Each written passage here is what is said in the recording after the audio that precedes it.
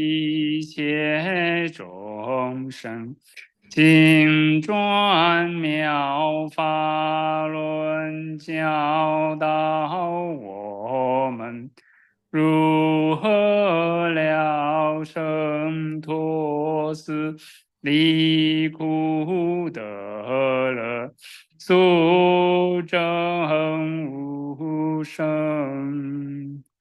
Ruler Sangha with great virtue, out of compassion, for the sake of this assembly and whole living being, please turn the wonderful Dharma wheel to teach us how to live suffering and attain bliss and end birth and death, and quickly realize number.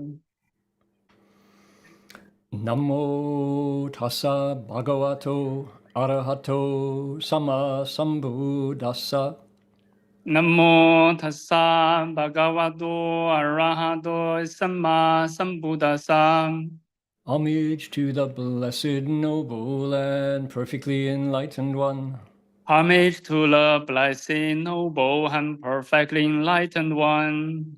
Namo sadanto suchedoye olahudi samyao samputoshe. Namo sadanto suchedoye olahadi samyao samputoshe. 无上甚深微妙法，百千万劫难遭遇。我今见闻得受持，愿觉如来真实义。Supreme and wondrous Dharma, subtle and profound, rarely is encountered even in billions of eons. Now we see and hear it and accept it reverently. May we truly understand the Buddha's actual meaning. 师父上人，各位师兄，大家阿弥陀佛。We appreciate the Dharma request. My name is Heng. Today is Sunday, the 8th of September, here in Queensland, Australia. It's the 7th of September back in California. We're about to launch into another explanation of the Entering the Dharma Realm chapter of the Flower Garland Sutra, the Ru Fa Jie Pin. And let's get going with our invocation of spiritual presence here.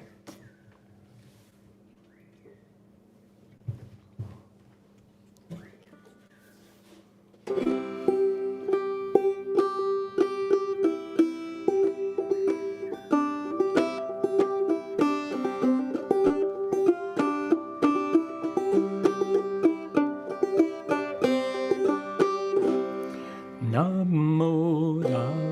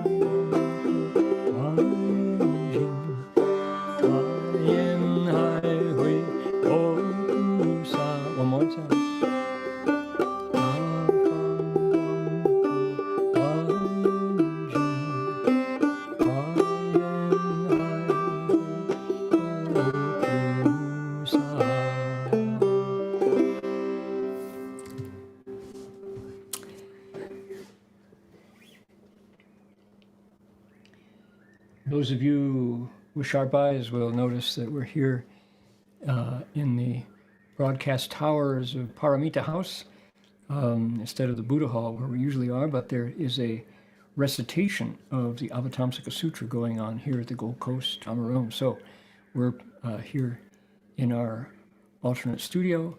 We like to acknowledge country. We respectfully acknowledge the Kombu Meri people of the Ugambi language region. As traditional storytellers, and custodians of the land where our monastery is located. We pay respects to their elders, past, present, and emerging, and to all First Nations people whose sovereignty was never ceded. I was just now in Vancouver, and it was the Squamish, the Yalil-Detut people, who were the First Nations in Western British Columbia. So when we're at the City of 10,000 Buddhas, it's the Pomo people. When we're lecturing from Berkeley, California, it's the traditional Ohlone people. So we who came later, immigrating out of Europe and immigrating into a new land, it's important to realize where the roots of the culture come from. 我们恭敬地承认与冈贝语族的贡布玛丽人是我们寺院所在地的传统实施者和守护人。我们向过去、现在和未来的长者们致敬，并且向所有从来没有放弃主权的第一民族的原住民致敬。And we've got a beautiful bell to ring.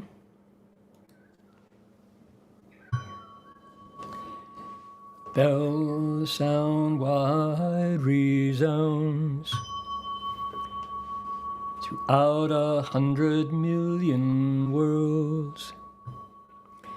The Buddha's law is heard and spread all throughout the triple world. The wondrous sounds that everywhere fill the Dharma realm with peace. May those who hear it gain the strength to follow in faith the Buddha's path. 众生传3000劫内，佛法扬万亿国中，共训其法界和平，利益报他诺厚德。Yes, indeed. Now I want to share my desktop with everybody. This is a humpback puyo. Today's topic is the sea, ocean. And our bhikshu, Hai Yun, is explaining to Sudana the pilgrim where his inspiration to cultivate comes from. And so we get to find out all about that today. Okay, before we begin, I'd like to express gratitude to the translators who both here in the Gold Coast are, and also in the Bay Area, are making my words in English accessible to speakers of Chinese and Vietnamese.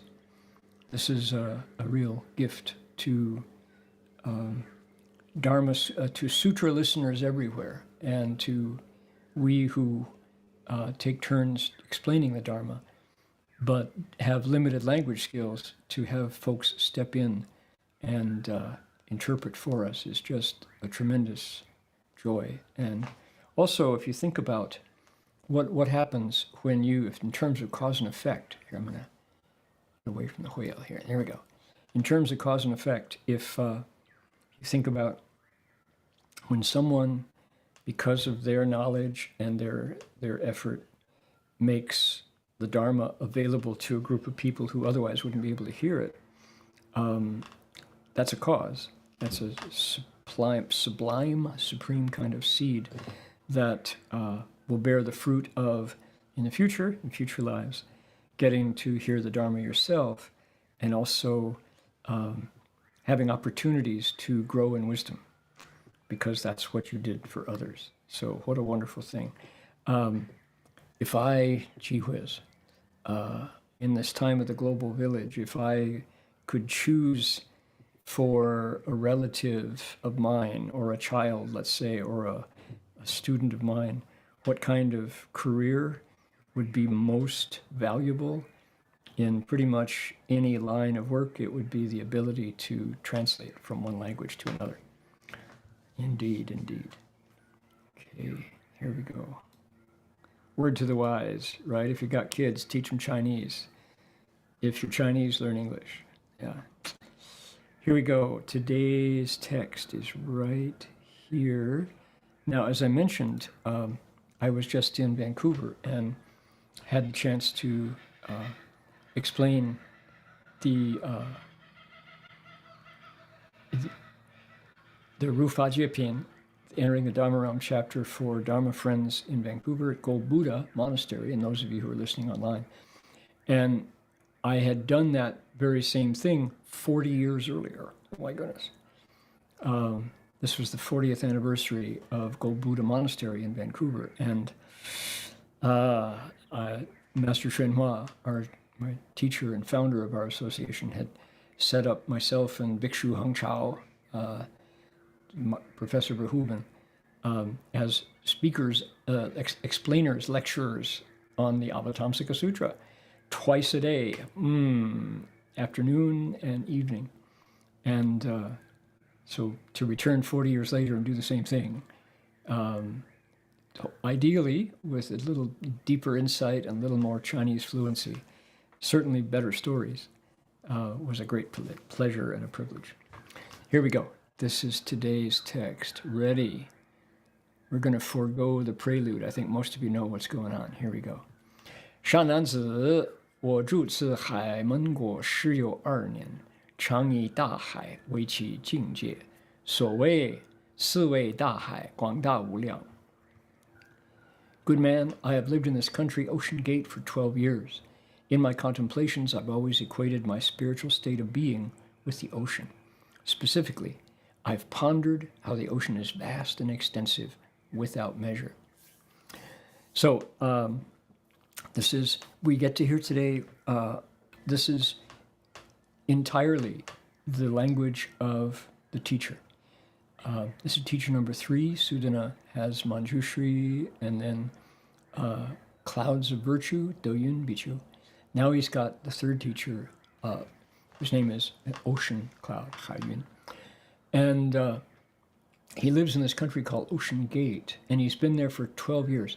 That's in terms of geology, in terms of astronomy, in terms of kind of maybe the life cycle of cells. 12 years is one cycle. When you get to 12, you start over. Isn't that interesting? Like in Phoenician astrology, the astrology that we're familiar with, right, from Aries all the way around back to Pisces. In the Chinese astrology, from rat all the way around to pig. In Ayurvedic astrology, Jyotish, 12 is the cycle. Somehow that's completion. And our teacher in this section of the text says, I've been here for 12 years. I've been living here by the seaside for 12 years. And in his, what does he say? It doesn't say contemplation, interestingly. Always take great ocean as my state of being. The in my contemplations is added by the translator. So he says, I have always equated my spiritual state of being with the ocean. This word jingjie in the sutra is an important one, and it's philosophically in Chinese culture is a huge word. There are dissertations written on what is a jingjie. In English, it's equally, how is it, when you say, what's your state? California. What's your state? Queensland. Not. Its state can mean not bounded by geography, not by lakes and rivers and mountains and valleys and maps, not that kind of state. It's not a division, political division. No, it's means state of being. And once you start poking around in this idea of state of being or state of mind, there's not a lot of words that capture what it is. The Chinese use Gestalt. The Germans use Gestalt. And Gestalt, not speaking German, Gestalt does a better job, so it has become, in English, speakers of English borrowed that word. meaning how you go, how you feel, how you are, how you think, your style, your vibe. That all of that is included in state. So spiritual state of being, the translator here has added the spiritual modifier. Spiritual state of being means, for example, are you moody? Are you upset? Are you irritated? Are you annoyed? Are you frustrated? Or are you happy? Are you pleased? Are you kind-hearted? Are you benevolent? Are you feeling good? How you doing? How's it going? She going, mate? She right? Yes, she's right. So all of these things are included in the Chinese word jingjie. So he says, for the last 12 years, I've been here, and when I want to know, when I tune into my jingjie, he says, what is it? The ocean.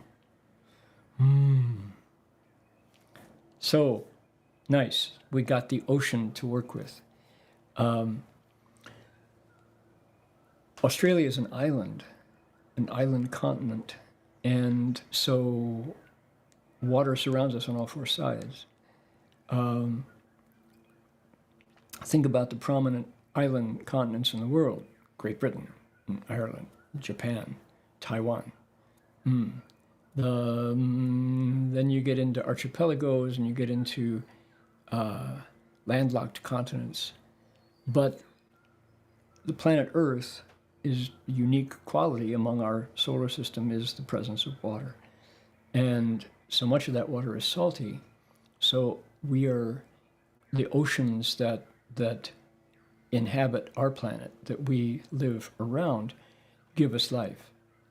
Now, we're right away, we're into the sharing the jingjie, the state of being with the bhikshu Haiyun Bhikshu. So now, interestingly, he goes on to tell us what he means specifically. That is to say, we're going to read right down to the next 10 things that he says. Actually, we read the first one. He says, I've pondered this quality of the ocean, which is its size. It's vast, it's extensive, you can't measure it. Probably true, although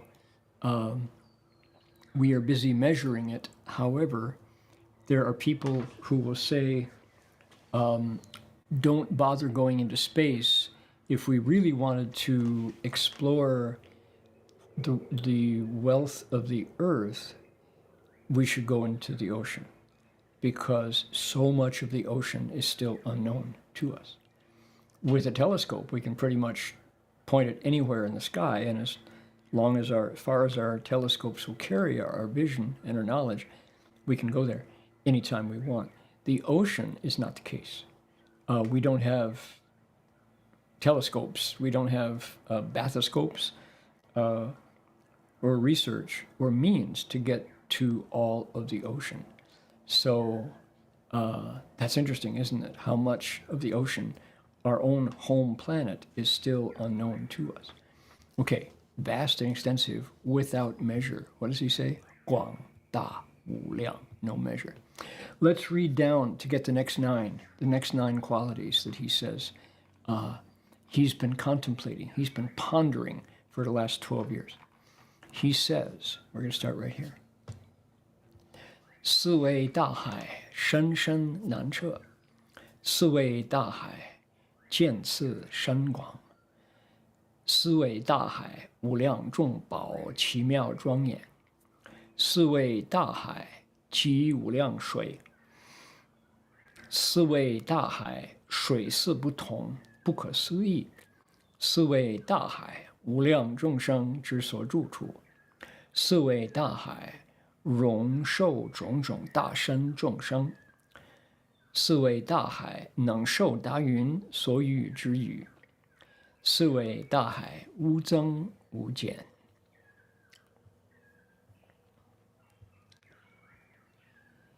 He says, I've pondered how the ocean is profoundly deep and hard to fathom. I've pondered the gradual deepening and widening of the ocean. I've pondered the limitless, rare, wonderful, and beautiful jewels within the ocean. I've pondered the immeasurable amount of water that is gathered by the ocean. I've pondered the inconceivable variety of colors of the water in the ocean. I've pondered the ocean as the home of limitless living creatures. I've pondered how the ocean encompasses the many creatures with large bodies. I've pondered how the ocean receives the rain that the huge clouds pour down. I've pondered how the ocean neither increases nor decreases. Okay.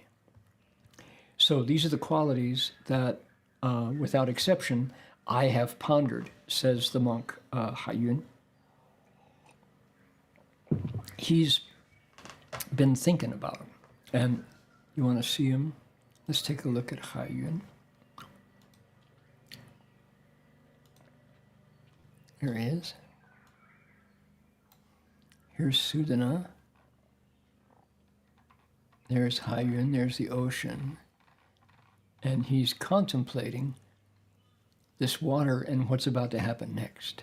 Something wonderful is going to happen. A Buddha is going to come up out of the ocean on a lotus. But we're not there yet. Notice he's sitting on a mat on a seat in full lotus. He looks happy to contemplate the ocean for 12 years. All right. What are the qualities that he ponders? Siwei means think about. He's got it, it's on his mind. He says, it's deep, hard to fathom. I think the Marianas Trench is the deepest. That's not far from here.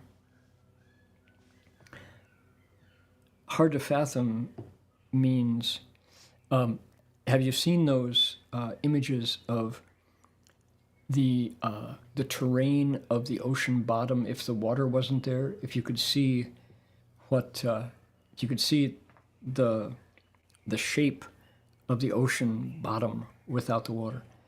It's just like looking at Monument Valley, Arizona, for example, where, you know, there's the flat desert and then these sculpted, beautiful, abrupt peaks, mountain peaks.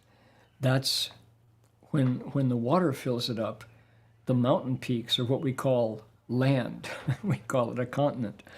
And somehow it's just without these dioramas where it's as if the water were invisible, and you realize, wow, it's just the earth has these deep, deep gullies that happen to be filled with water. We call them oceans and seas. Yeah. So growing up in Toledo, Ohio, we are right on the shore of Lake Erie, one of the 5 Great Lakes. And Lake Erie has this quality of being relatively shallow. And it's still a huge body of fresh water connected through the St. Lawrence Seaway out to the Atlantic Ocean and through the other Great Lakes the other way. But every now and then, there will be a storm or some weather event that will blow because the wind is so strong. The water level in Lake Erie gets altered temporarily, and you realize that it's really shallow and it's difficult to navigate for the cargo ships that turn Toledo into a port and on up to Detroit. So, yeah, this notion that it's so deep, it's all totally relative. But indeed, oceans are the deepest things. And they're like, if you stand on a mountaintop and look down, everything below you is the valley. When we stand on the ocean shore, we can't see down because the water fills it up, but it's the very same phenomenon, looking down into a valley. Ponder the gradual deepening and widening of the ocean. This is pretty much available. We are here on the Gold Coast, and the Gold Coast is a surfing capital of the world.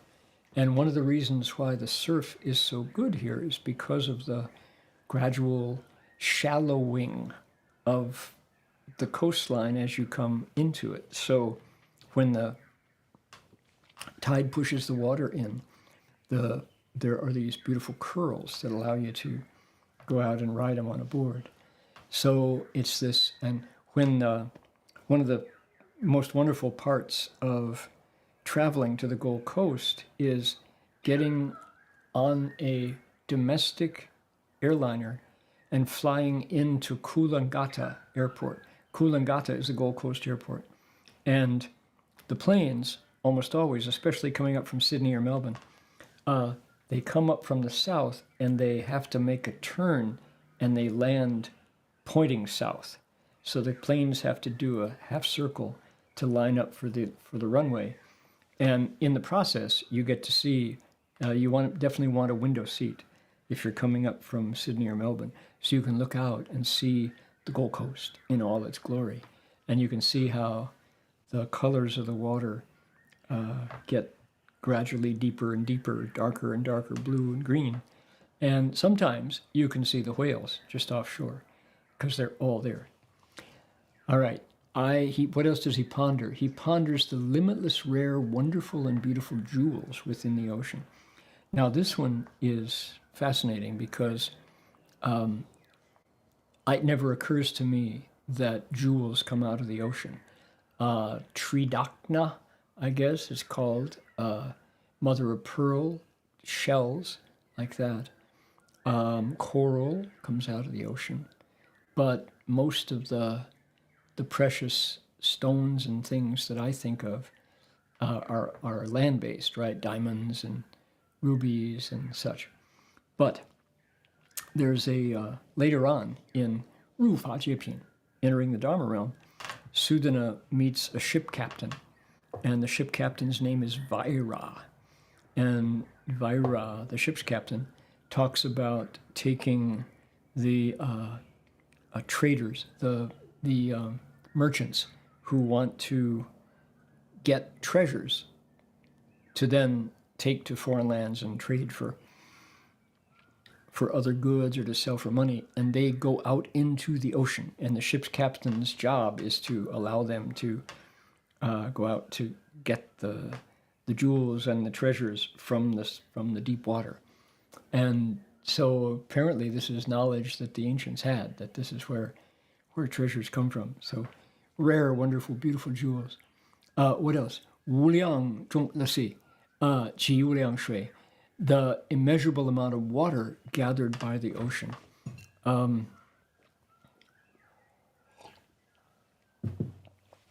In 1969, I had the opportunity to travel to Taiwan and to Japan.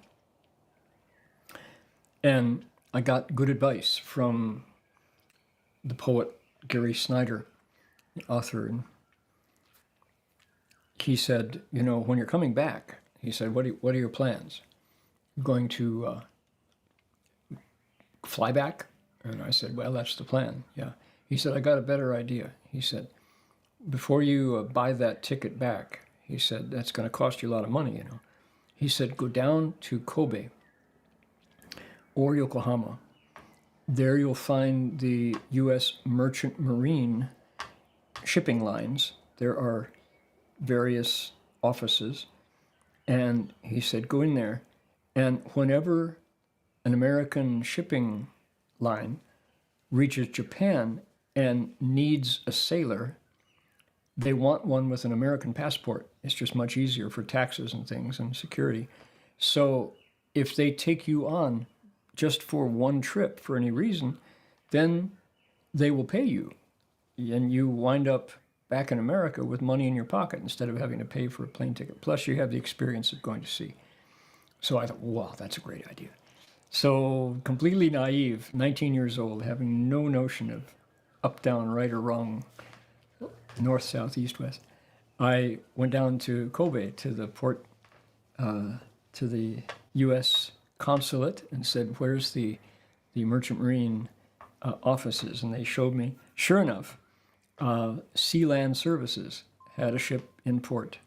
in Yokohama that needed a sailor because somebody had gotten to Japan and wound up in jail and couldn't follow the ship back. So they hired me as messmate third class, the lowest of the low. My job was to make the salads and to wash the dishes. But sure enough, I was on board. And heading out back to Seattle was our first port, back down to Oakland. On board, we went through the tail end of a hurricane. And talk about immeasurable amount of water gathered by the ocean. The cook, the chef on board was a Swedish American named Svensson, and Svensson had a funny sense of humor, and he sent me up to empty the trash in the midst of the storm, in the midst of the hurricane. And as I was going up the ladder to try to push the door open, he said, "Make sure you time the swells." He said, if we're going up, he said, you want to hang on to the rail.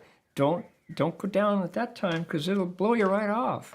He said, make sure when you go up, make sure we're heading this way when you go to the rail to dump the trash. So I didn't understand a word he said. So I got up, and here's the port, is the door, pushing and pushing, and then the wind catches it and it slams open. And out I went onto this slippery deck that was tilted about like maybe 45 degrees. And suddenly just gravity shot me down the deck, and I hit the rail amidships. I hit the rail with my stomach. Otherwise, I would have been off the ship into the dark. And I looked up, and the wave was cresting 60 feet above. The wave was as tall as the fourth floor of a skyscraper, and it was crashing down. So I dumped the trash, and this time the ship had now come back, into the lee of the wave, and I was slammed back through the open port, and the door crashed shut over me. Luckily, I had grabbed on as I came through, so I just locked it before it would pitch me out again. And I came down, and Svensson he says, kind of keeps you awake, doesn't it? Keeps you on your toes. Yeah, it sure does. Sure does, sir. So, oh my goodness. Looking up at this 60-foot wave over my head and realizing, and we had gone north to avoid, we went up near the Alaskan islands to avoid this tail of this hurricane, but it still caught us. And just the power of all that water is just the strongest thing. You do not argue with it. You just have to steer, keep the bow of the ship pointed into the wave. If you get into the trough of the wave, over you go. And this was a C4 cargo liner, the biggest cargo ship made, converted from World War II at the time. Sea Land Services, the SS Oakland. Oh my goodness. So then 2 days later, you come out and it's placid. And it's just like a billiard table. It's just like a lawn. So quiet, so calm, and unfathomable how that very same environment had been so angry and so violent just 2 days earlier, now it's copacetic. And truly you can see forever. And the horizon is just this infinite line in the distance. And you totally understand how men and women could get out onto the ocean and become besotted, hypnotized by it, and never leave it. There are people who truly they fall in love with the ocean. It's a infatuation, and there's a pressure on your cells. There's a moisture, a dampness. There's a rhythm. There's a sense of infinity, and there are certain mentalities, and I I was only out for 17 days, but I think if I had another trip, I might be one of those people who says, I don't like the land. I prefer the ocean on the deck under my feet, So the immeasurable amount of water gathered by the ocean, it does something to the mind, for sure. And then Haiyun Bichu says, I've pondered the inconceivable variety of colors of the water in the ocean. And it's true. 1492, Columbus sailed the ocean blue. It's blue, but it's not blue. It's blue-green, and it's aquamarine, and then it's dark black, and then it's shimmering with light. Variety of colors, inconceivable. It's not one color because it's not still. It's constantly moving and evolving and reflecting the quality of the light or the dark. The ocean at night, oh my goodness. Dharma Master Heng Lai describes his time at sea when he was standing watch. I don't know if it was in the Navy or whether it was on his oceanographic vessel. I think it was the Navy. But when you're assigned watch, you go out to the bow, and you're just like anybody who's seen the movie Titanic, where Jack and Rose get out on the very, very bow, and you're just the cutting edge at moving into the water with nothing in front of you. And Heng Lai was out there at night, and he described of how you lose yourself. You really do have a sense of the stars and the water and your body are the same thing, only glittering, flickering lights, and then the reflections on the water and the sense of motion. So it's quite very different from being in a car stuck in traffic or, going out onto the sidewalk and looking around and, So when we get behind the wheel of a vehicle, sort of the same, but the movement of the ocean has this feel of inevitability. It's so big and it's so fundamental, and the composition of the blood chemically is the closest thing to human blood is salt water, because there's so much saline in the blood and the salt water in the ocean, of course. So there's many, many reasons why people would just say, I've never felt more liberated from the tyranny of the ego than when I'm on the ocean. Writers will take a cruise in order to finish chapters of a book because there's nothing matters to you when you're traveling on the water. You're out there you are in the rhythms of nature, and you and nature are not two, right? It's much easier to see that on the ocean than it is on land. So I have pondered the ocean as the home of limitless living creatures. Okay, I have a story for this one, but I will wait until we're through with the series before I tell you that one. It's a story I've told before about being in Hawaii with Master Hsuan Hua. It's a story that those of you who are skeptical, I'll give you a caution before we get there.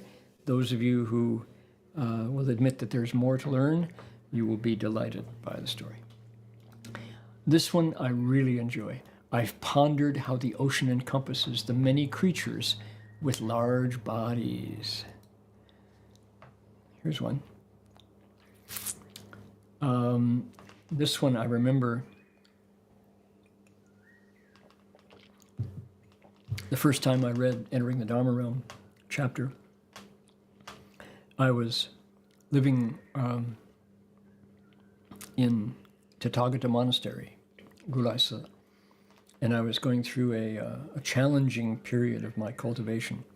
I guess it was the 7-year doldrums, the 7-year itch. And I had a set of the Buddhist Text Translation Society's blue cover Entering the Dharma Realm English translation. We have, it's 9 volumes and 10 volumes, 9 volumes. And it's quite marvelous how, let's see, I'm going to go out here. Here we go. Show you, I'm going to go to Buddhist Texts, BuddhistTexts.org, 2 T's, BuddhistTexts.org. This is our translation website, BuddhistTexts.org. I don't know if everyone can go out there to find it. We want to go translation. Let's go to bookstore. English Sutra texts with commentaries. Here we are. So this is it right here. The Flower Adornment Sutra. You can get all of our translations to date. It's not complete. But these blue ones here, 1, 2, 3, 4, 5, 6, 7. There's a few more. So I guess, let's see here.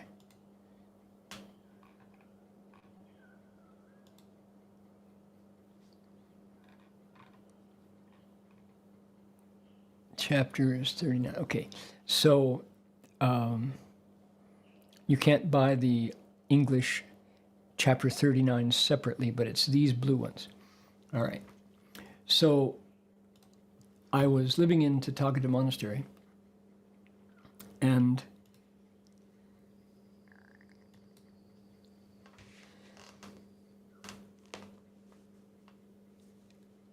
the challenging myself for where my strength was going to come from to continue.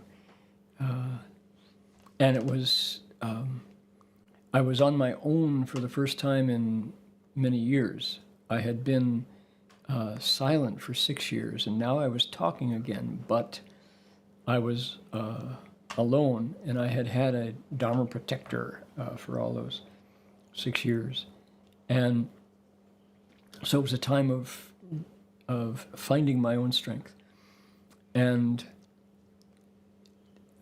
a place that provided reliable security, reliable refuge was the Avatamsaka Sutra, particularly Sudana's pilgrimage. And I remember reading this account, and when I was bowing on the pilgrimage, the Pacific Ocean was always just to my left, because I was traveling from Los Angeles up to Ukiah, and we were on the Pacific Coast Highway, Highway 1, which in many spots, not all, but many spots, you just look left and there's the ocean. So I'd had the sound of the tide and had the pull of those waves coming back and forth and back and forth for 2.5 years, and then that sense of connection to something much older than my body. And there's very much the sense that if we buy Darwin's evolutionary argument, then humanity came from creatures that emerged out of the ocean. Amphibious creatures came onto land and over time evolved. We lost our tails and lost our the webs between our fingers and toes. So that was, I had been there, and then now here I am in the Ukiah Valley by myself, talking again, but not knowing where my strength was, where to find it.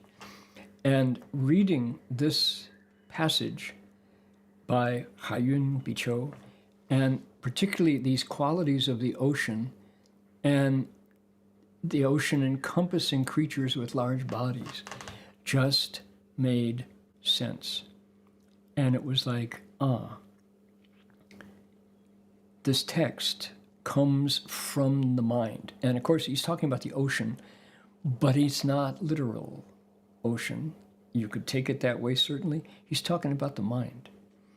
He's talking about how he contemplates the vast, extensive, measureless, profoundly deep, gradually widening, full of jewels, full of water, full of colors, home to limitless living creatures with big bodies, the mind.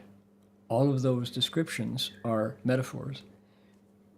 And he's, and yet they don't have to be. You can take it as completely descriptive of living on the coast. So this was an anchor for me at the time. And I am grateful to have the Avatamsaka Sutra available at any time where states get difficult, where there's challenges, where you're lost, trackless, fathomless. This is a place where the compass reliably turns without fail, and then if you can allow it, it points back to you. So just, I remember, and particularly this line about the creatures with large bodies, and wow, whales, right? And dolphins, right? And orcas, right? And seals and elephant seals and all of the above. So it was like, yeah. And so in the metaphor, what are the things with large bodies in the mind? Well, biases, prejudices, attachments, all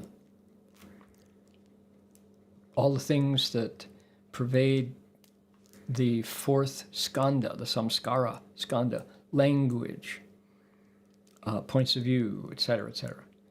Those are all creatures with large bodies that inhabit the water of the mind. So then he says, I've pondered how the ocean receives the rain that huge clouds pour down.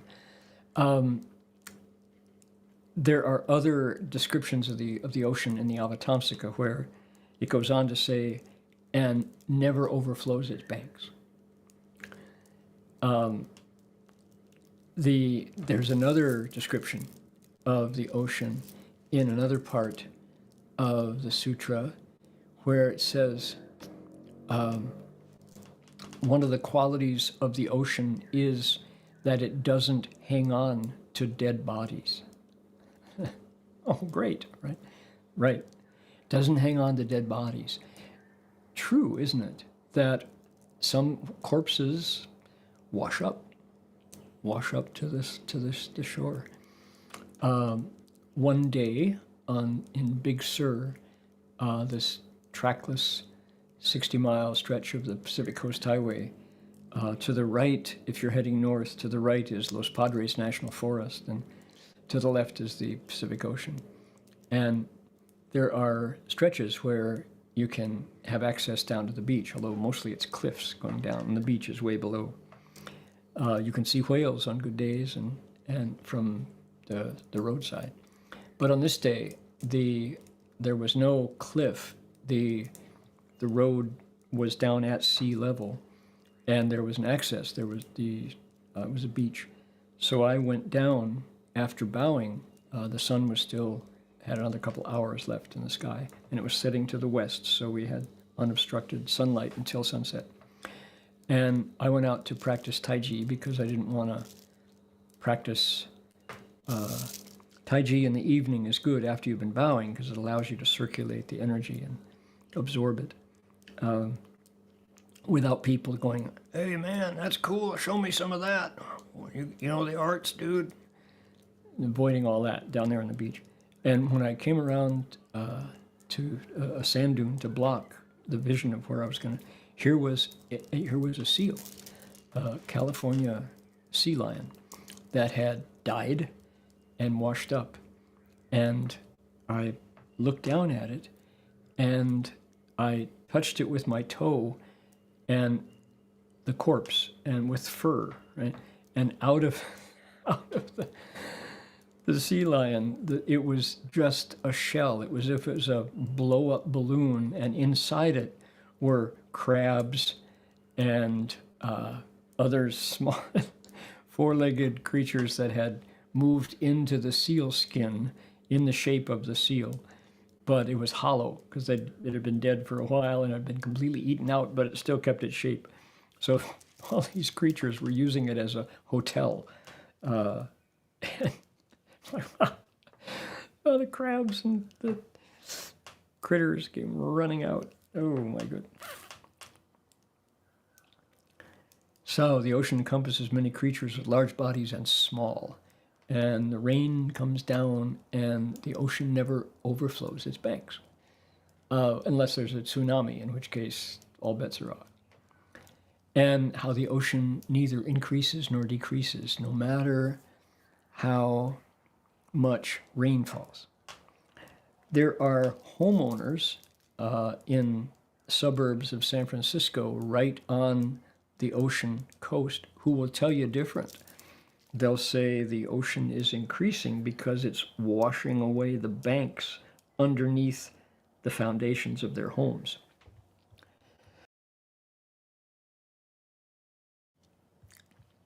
I read an article in the Chronicle the other day about, what's the name of the town, where the homes are literally falling off a cliff.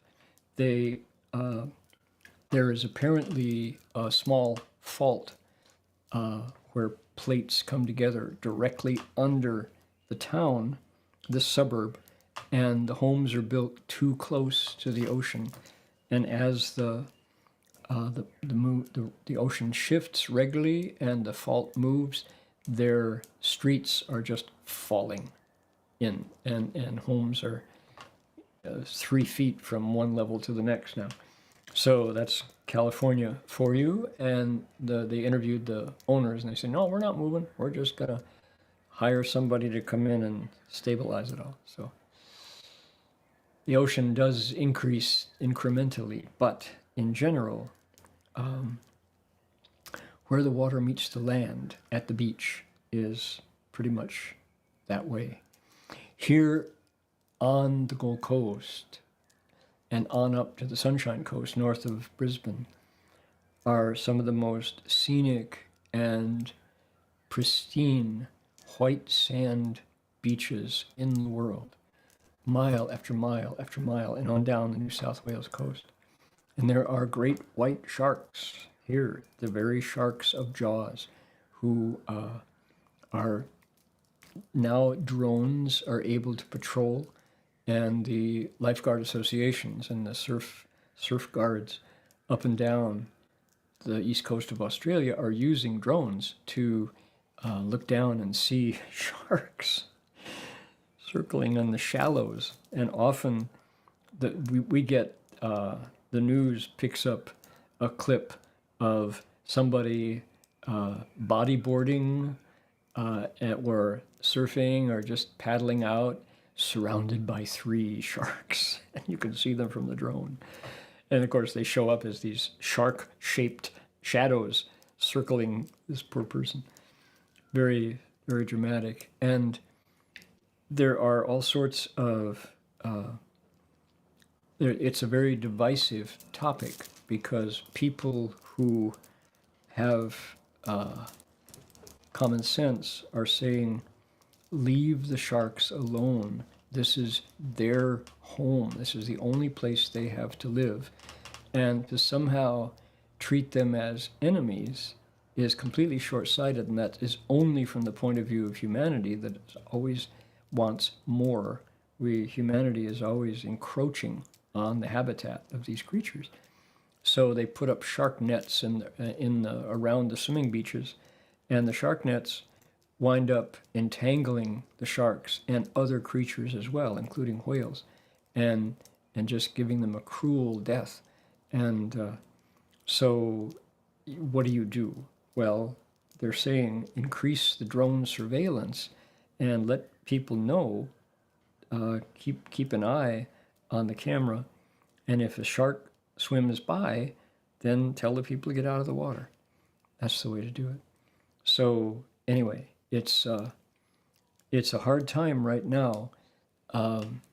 The countries that rely upon seafood for their primary nutrition, like Japan, for example, or Norway, who have a whaling industry that's still going strong. These are critical times for them because we have, as humans, have overfished.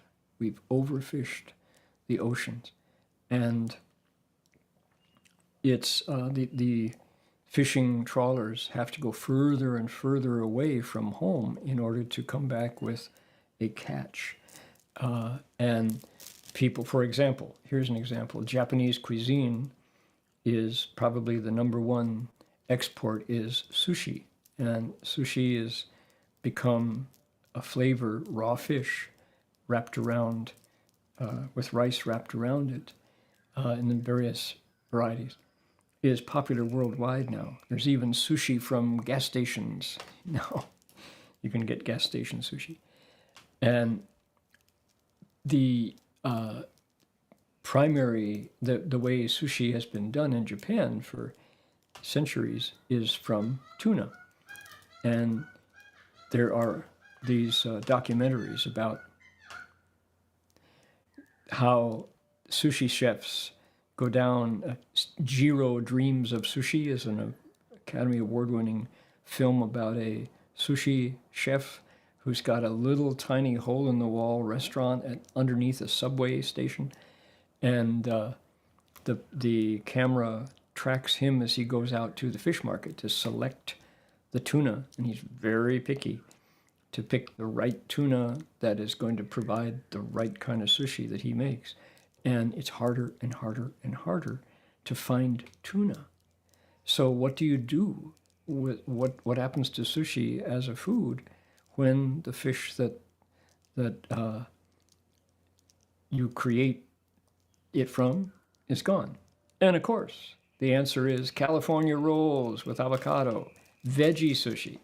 We make sushi, mock sushi, here in our dining room here at the Gold Coast Dharma Buddhist monastery, and not a single fish loses its life for the creation of this wonderful fish inspired by Japanese sushi, but not the same. No raw fish, no octopus, no squid, no flounder, no all the different things that sushi is made from.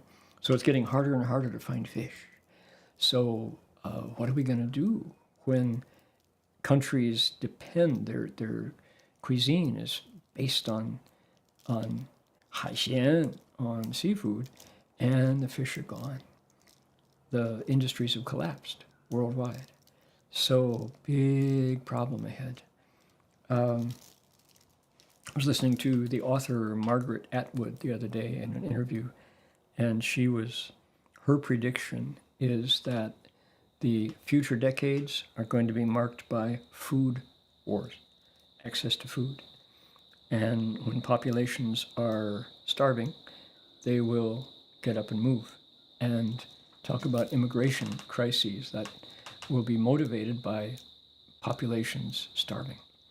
So Margaret Atwood, does she know? Well, The Handmaid's Tale, et cetera, et cetera. She's a prolific Canadian author, wonderful prophet, Prophet, for telling trends in culture. So anyway, here is Ha-Yun Bicho, who is looking at the ocean and saying, I've pondered this inconceivable thing that we are blessed with on our planet, which is the presence of salt water. And talk about my goodness, talk about quality, what do you say, statistics regarding water and the reality of water.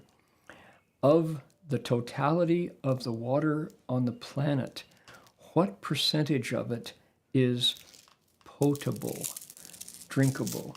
That's enough of a question that I'm going to not mess around. I want the accurate. What percentage of the total quantity of water on the earth is potable? Ready for a shock? 2.5% of the water on the planet is fresh water and drinkable. 2.5%. I could follow up with a question about salt water, but this is the one that's a shocker by itself. But there's another one. Most of the water on the planet is locked up in permafrost, ice. So if you take the totality of the water on the planet and in all its forms, there's salt water, there's fresh water, there's ice, and a mixture. You think about the tundra, which is where a lot of the water is frozen. 2.5% is drinkable. So, my goodness. And anybody who's heard me talk in the last 20 years knows what's coming next, right? So, what do we do with our precious 2.5% fresh water? Well, a lot of what we do is wash cows with it so that we can turn the cows into beef or hamburger or steak. A huge amount of water goes into large-bodied animal agriculture. And it's true. It takes thousands of gallons of water to make a pound of ground beef. So just because cows dump their excrement, you have to wash them, and the water goes into the groundwater, et cetera, et cetera, et cetera. So a huge amount of water. There was a wonderful television show a few years back about the amount of water that is being fought over in California for grapes, and for the big farmers are diverting water that could go to people in order to put on their crops, because that's, of course, their livelihood. So there's another Margaret Atwood quality frontier to look at. Is our future is going to be highlighted or low-lighted maybe by the struggle for food and water that we take for granted now. But in fact, 2.5% of the available water on the planet is drinkable. The rest is salt water or tied up in frozen tundra. So, my goodness. So here is Haiyun Biqiu talking about the ocean. What else does he say? He says, 善男子，我思为时，复作十年。世间之中，颇有广播过地海否？广播过此 I'm sorry, he said, 颇有广播过此海否？颇有无量过此海否？颇有深深过此海否？颇有殊特过此海否？ That "fo" at the end is or not. Is it XYZ or not? That's his question. Good man, while contemplating, I also had this thought. Is there anything in the wide world bigger and more extensive than this ocean? Is there anything more immeasurable than this ocean? Is there anything deeper than this ocean? Is there anything more rare and special than this ocean?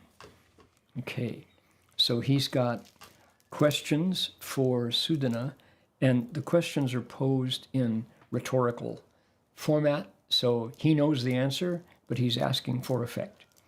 He's saying, good man, you will agree with me, right, that there is nothing wider and more extensive than the ocean, nothing more immeasurable, nothing deeper, nothing more rare and special than the ocean. So there you go. When you, I've got a brilliant red parrot that attached himself to my screen door, hoping for a handout. So if anybody is skeptical and says, you know, I only believe what I see, don't give me this airy-fairy stuff, it's useful to say, so you don't admit that much of human life is a mystery. No. Well, we know they pretty much know the answers. Say, okay, well, how about the ocean? When you look out, you stand on the Great Highway at the edge of San Francisco, you stand on you cross the Golden Gate Bridge and you look into the bay, or you look out towards the Farallone Islands out in the ocean. Can you see anything below the surface of the water? No.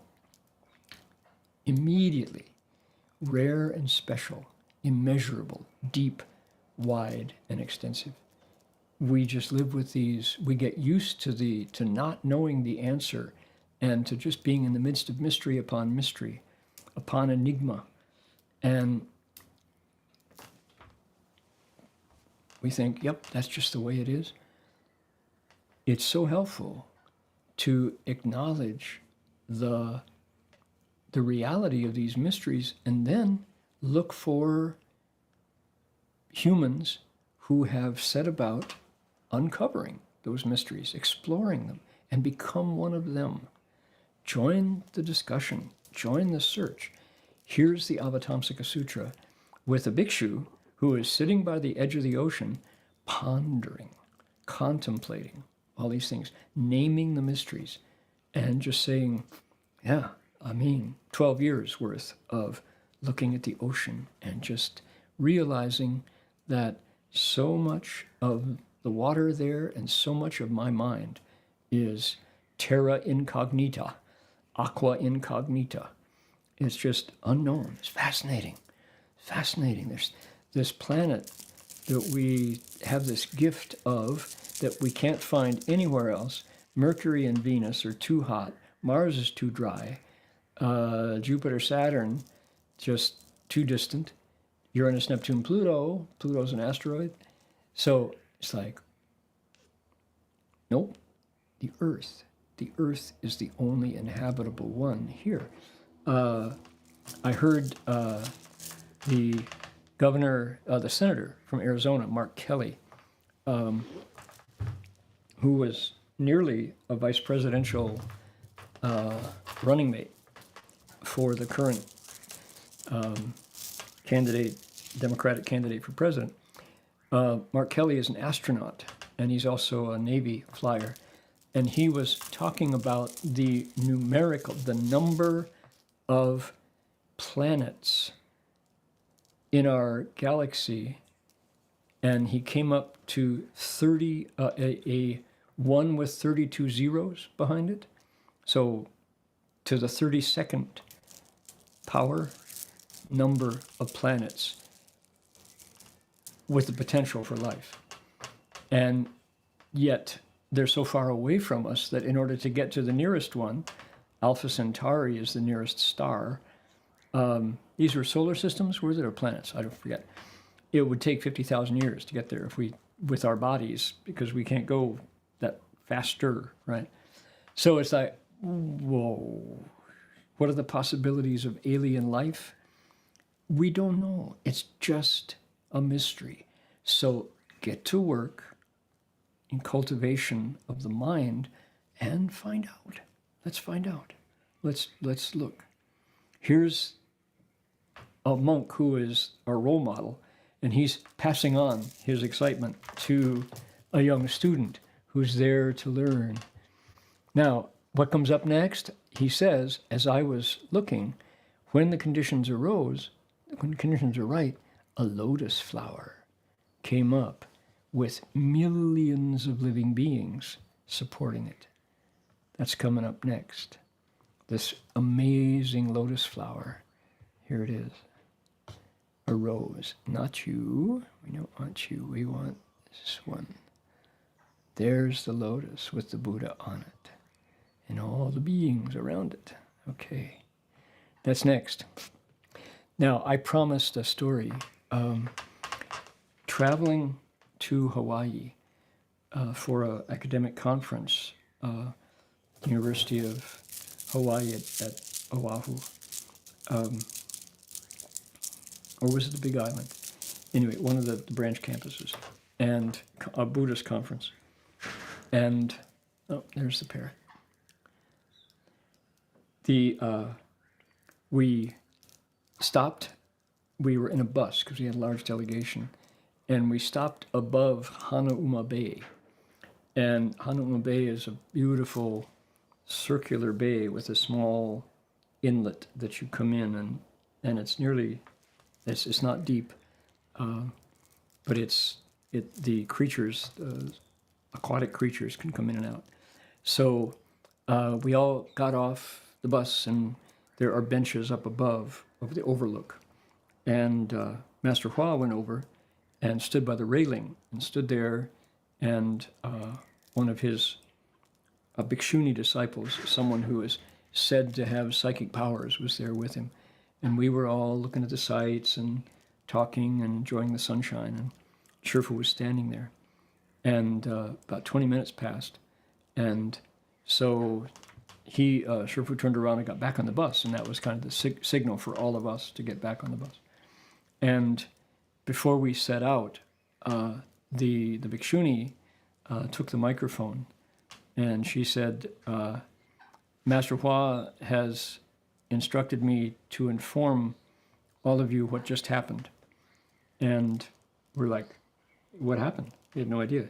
She said, not all of you could see this, but I saw it, and I've been given permission to tell you. She said, just now, from out of the ocean came entire communities of sea creatures, many of which I have never seen and couldn't describe because I've never seen or heard of their like before. But there certainly were the spirits of whales and krakens and giant squid and octopi and fish large and small, but also beings with hard shells like crabs and other sea creatures that only fantasy authors and illustrators could draw. And they all came out and bowed to Master Hua. And Shifu stood there and received them all and said, what are you about?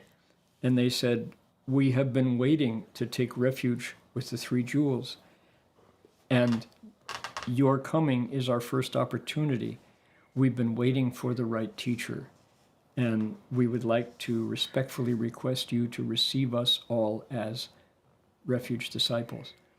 And Shifu asked, who is here? And the lead speaker, the number one speaker for all of them, was a, how did she describe it? She said it was like a King Neptune type, semi-human, semi-aquatic, and it might have been a dragon-like being, the dragons of the oceans, and spoke on behalf of all the creatures and said, my children and their children's children are all here. He says, generations. We've been waiting thousands of years for the right monk to come so that we could request refuge, she said.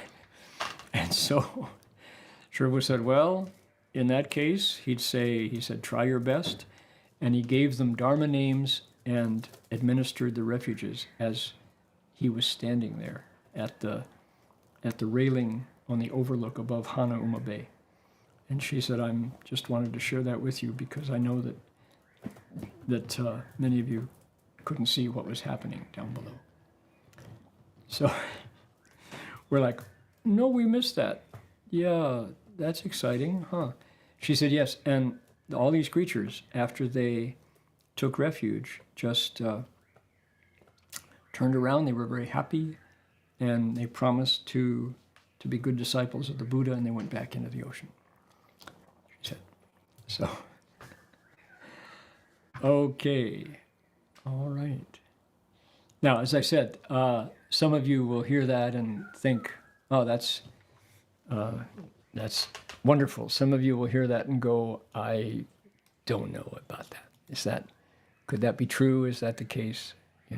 So skeptics are certainly up to you, how you want to believe, how you want to set up what you know to be true and what you still speculate about. Meanwhile, some of you know about dharmaradio.org. Here it is. So dharmaradio.org is this website right here. And I wanted to point to it and encourage anyone. If you need Chinese, there's a Chinese link right here, Zhongwen. This is Stories and Songs of Awakening. Let's go to home here. There are, primary is Good Karma Music. There is a series of podcasts about Master Hua in America. There's access to music in the Dharma.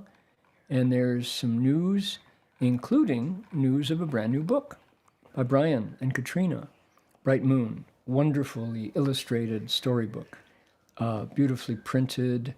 It's definitely a children's book, but there's value in it for readers of all ages. And here it is, an original illustrated story.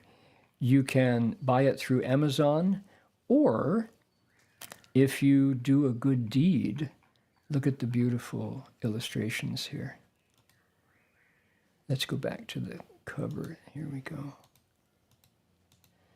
Here we go. Story of Bright Moon. Just amazing.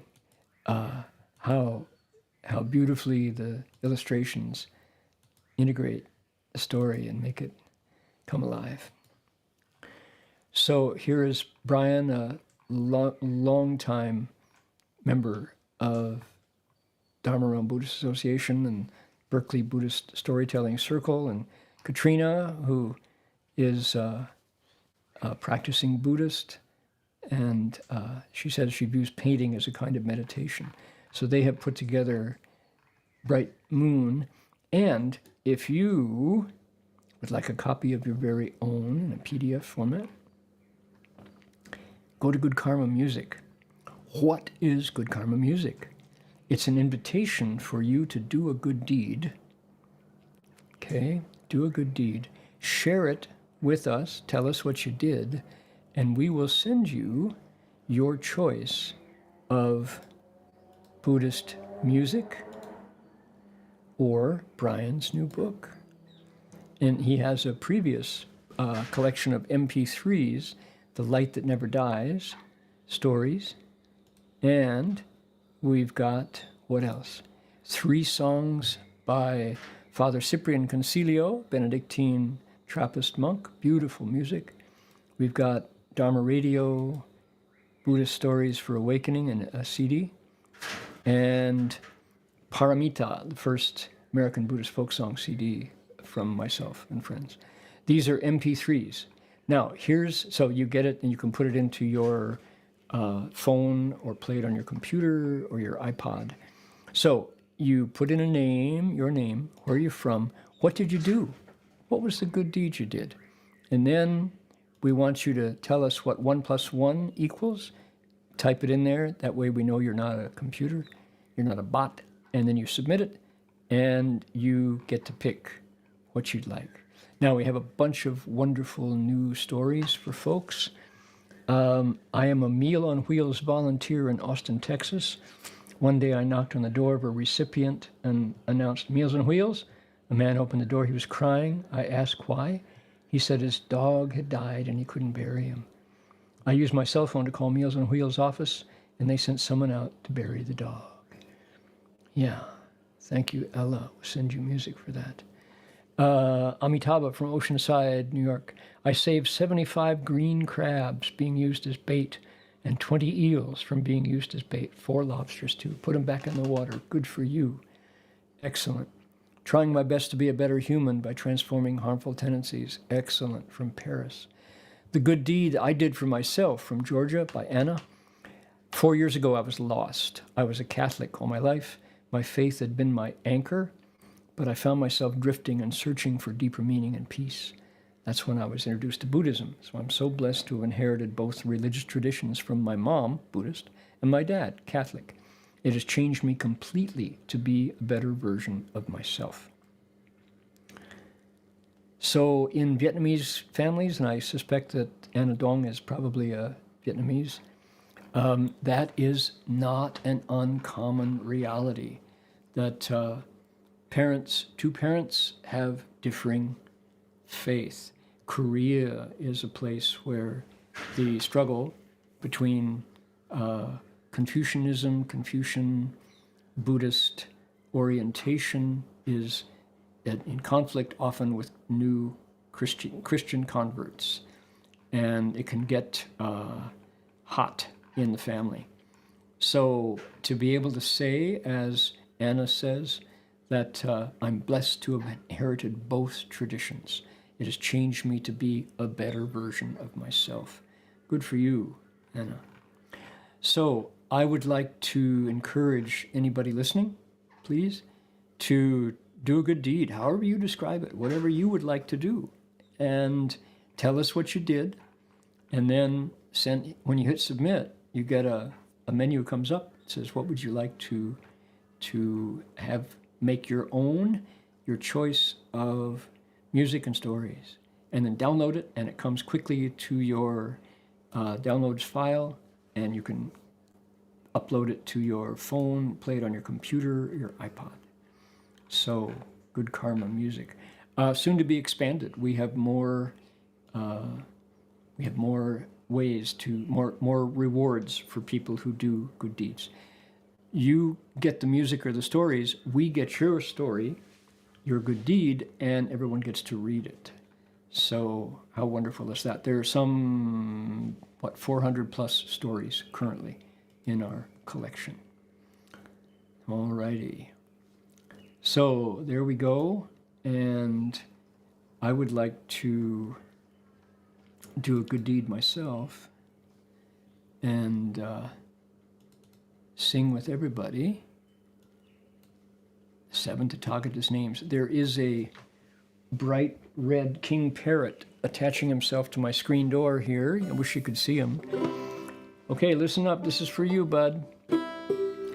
Namo Do Bao Ru Lai, Namo Bao Shen Ru Lai, Namo Miao Si Shen Ru Lai, Namo Guang Bo Shen Ru Lai, Namo Li Bu Wei Ru Lai, Namo Gan Lu Wang Ru Lai, Namo Amito Ru Lai. There he is. Namo Do Bao Ru Lai, Namo Bao Shen Ru Lai, Namo Guang Bo Shen Ru Lai, Namo Li Bu Wei Ru Lai, Namo Gan Lu Wang Ru Lai, Namo Amito Ru Lai. What do you think, Mr. Parrot? Namo Do Bao Ru Lai, Namo Bao Shen Ru Lai, Namo Miao Si Shen Ru Lai, Namo Guang Bo Shen Ru Lai, Namo Li Bu Wei Ru Lai, Namo Gan Lu Wang Ru Lai, Namo Amito Ru Lai. He's listening very intently. Okay. That's going to do it for us for today. And next week, we get to find out about the lotus that emerged from the ocean and the Buddha who was sitting on it. Oh my goodness. All right. Now, I just happen to have my 12-string guitar, which was the instrument upon which Dedication to Merit was first debuted. I'd like to invite everybody to join me, if you will, in singing Dedication of Merit.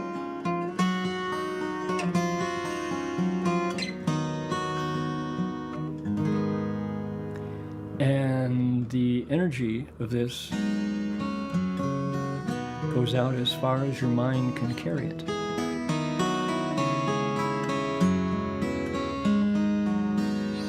The options are to whom you want to dedicate and with what wish.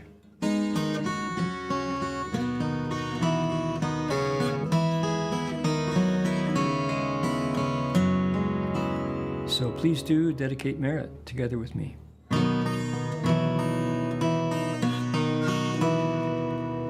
May every living being, our minds as one and radiant with light, share the fruits of peace with hearts of goodness, luminous and bright. If people hear and see our hands and hearts can find in giving unity, may our minds awake to great compassion, wisdom, and to joy. May kindness find reward. May all who sorrow leave their grief and pain. May this boundless light dispel the darkness of our endless night.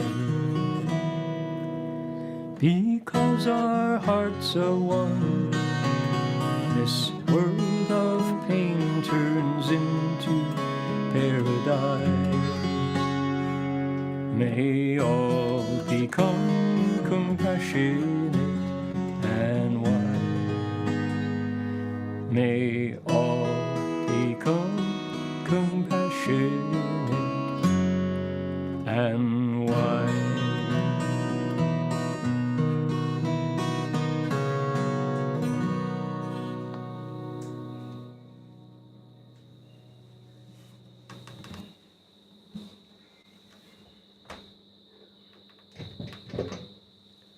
And to conclude, we're going to bow to the Buddha.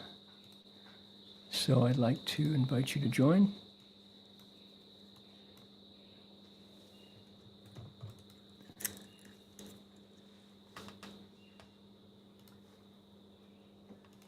Here we go.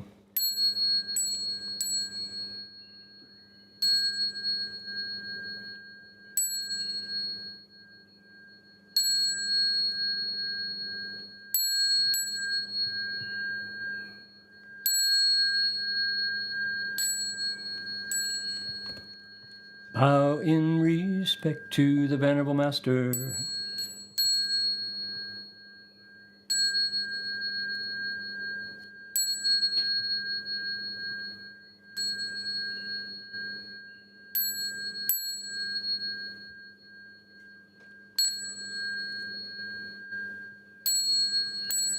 That's going to do it for us for today. Thank you all for joining. Appreciate the hard work in the translation and the putting out online with all the technology. See you all next week for more of the encounter between ocean cloud Bhikshu and our hero, Sudana. See you all next week. Amitofo, everybody. Bye-bye now.